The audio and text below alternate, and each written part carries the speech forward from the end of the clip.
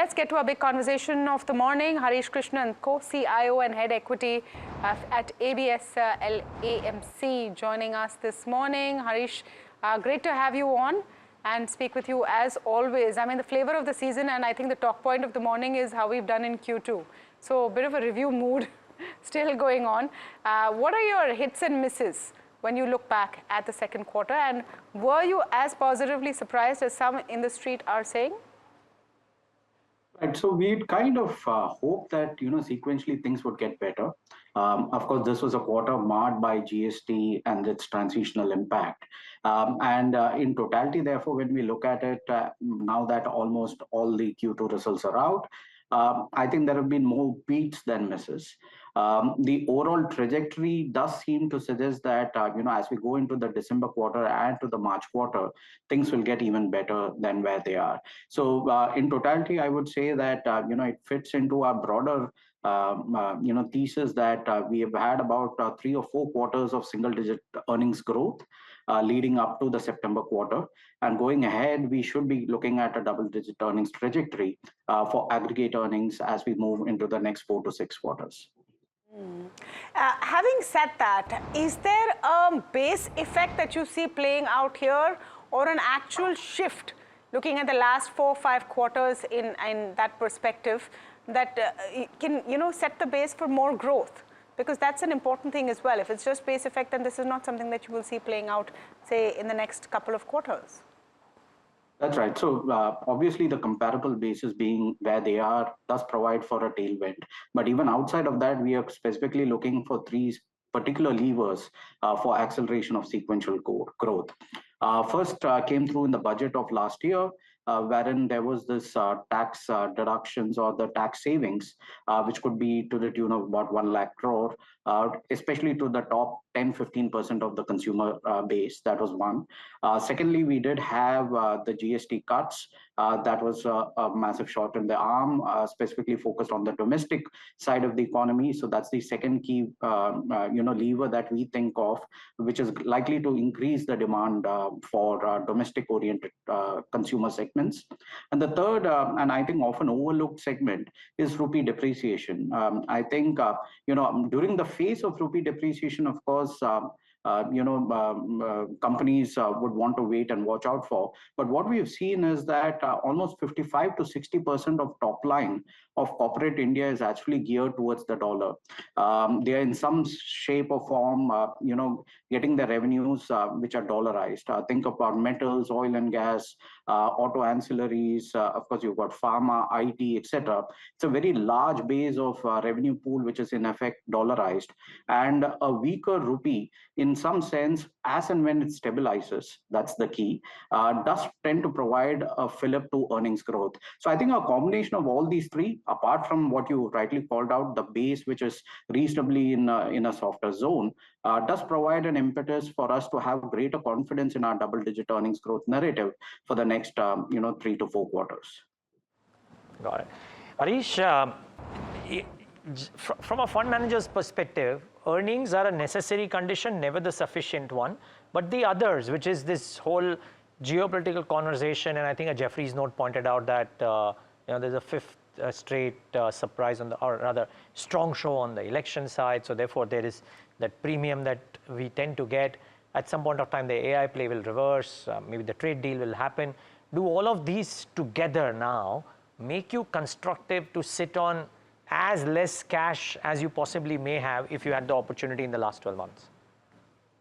Yeah, so I think the point of maximum cash deployment for us happened in February, March of this year. That is when, valuations had eased off, and there were a whole range of indicators, including the breadth indicators, the number of companies, within the overall top 500, which were closer to 52-week lows compared to 52-week highs.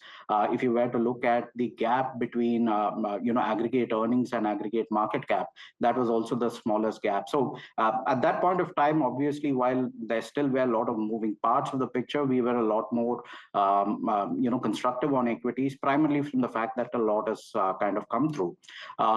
As we speak now, yes, the incremental earnings trajectory is definitely looking far better. India's macro stability was never in doubt to us, so I think it continues to hold its fort. Yes, incrementally we do think that we will have the trade deal with the United States sooner than later. That will be under catalyst or under milestone, which one can watch out for. But more importantly, there are times when we need to look at macro, and there are times when to look at micro. In our opinion, the time to look at macro is when newspapers constantly showcase the latest sugar stock or the latest textile stock as the newspaper headlines, which means that investors are going so down the curve to get their multi-baggers and winners that possibly they might be undermining the macro construct that is there. The time to look at micro is conversely when newspapers can only talk about macro, which is what has been the case in the last, 6-12 months, wherein, there has been nothing else other than geopolitics and tariffs and elections and all that. So I would think that this is the time to go significantly micro, look at some very well-run companies across various sectors. The macro construct is any which case positive. So therefore, this is the time to increase our risk within our portfolios to deliver for our unit holders. In that micro context and the focus on the micro, like you said, do you think that there are some baskets which are shining more than others? Are you liking consumption, BFSI, apart from banks, maybe NBFCs? What is catching your attention as a theme? Right.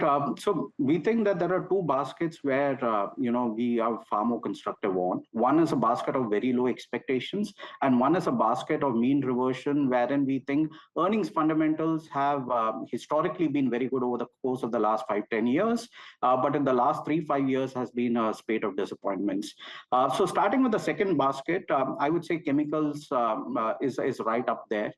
This is a space which is historically over the course of the last 10-15 years has been the space wherein we've got almost 10 to 15% of the super growers. Super growers are defined as companies which grow their earnings by 30% over a 5-year kind of a time frame on a rolling basis over the course of the last 15-20 years.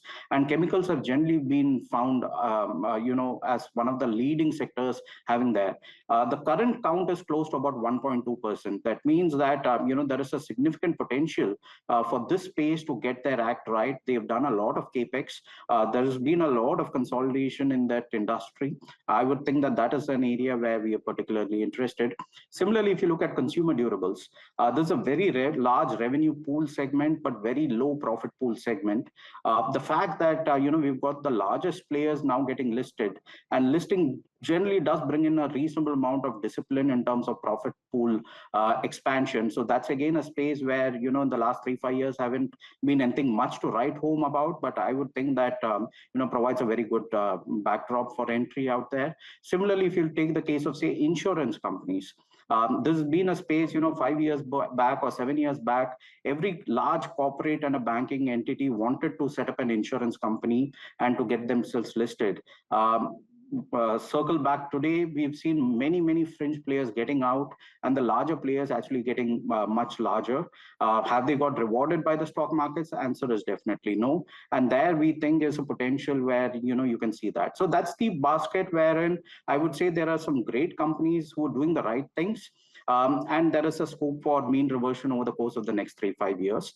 In the basket where expectations are very low and where things can surprise, I would say is IT services. This is a space wherein, we have this framework wherein we look at profit pool share, market cap share, ownership share, and a quant variable. So these 4 things, if one were to look at from that prism, what we are seeing as IT services is actually at a point in time which has happened only 3 times in the last 25 years, which is that for the 3rd time in the last 25 years, the profit pool share of IT services, which is the profits of the IT services divided by the top 1,000 companies, is lower than the market cap share of the IT services. Like I said, this has happened once in 2008 when the GFC crisis happened, then in 2016, and now in 2025. These have been great points, from a 2-3 year perspective to allocate capital in and to reap the rewards. Well, I know it's happened historically, but I'm just wondering if the reasons that it's happened now warrant the same treatment as what has happened in the past. I mean, this is, now we're talking about an AI threat and a whole other sense of, world-changing developments. So would that same theory hold? It's always appeared that the world is changing at every point in time, right? So if you look at 2008, the banks, which were the largest clients of the Indian IT services, they were going belly up. And there was this fear that if the banks themselves don't exist, where will the IT services even come through? So I think this construct that, this is a world-changing paradigm and Indian IT services will not be able to adopt, etc. I think it's a bit too naive. Yes, is it going to get rewarded in the next 3-6 months? The answer is absolutely possibly not. But the idea is that these are management teams which have actually kind of done through various adoptions in the past. And I would imagine that, this will further increase the overall addressable market. Technology will get even more mainstreamed, and they will have to get some form of system integration that's going to happen. So like I said, this is an area of low expectations. We don't expect earnings to suddenly miraculously go back into, say, 14-15% earnings growth, but can they get back to an improving trajectory, and is that priced in? Possibly not. And that is where we think that there is a potential of a mispricing at this point of time. All right, we'll wait and see which view actually turns out, to play out in the next year or so. Thank you so much, Hari, for speaking with us. We always appreciate it.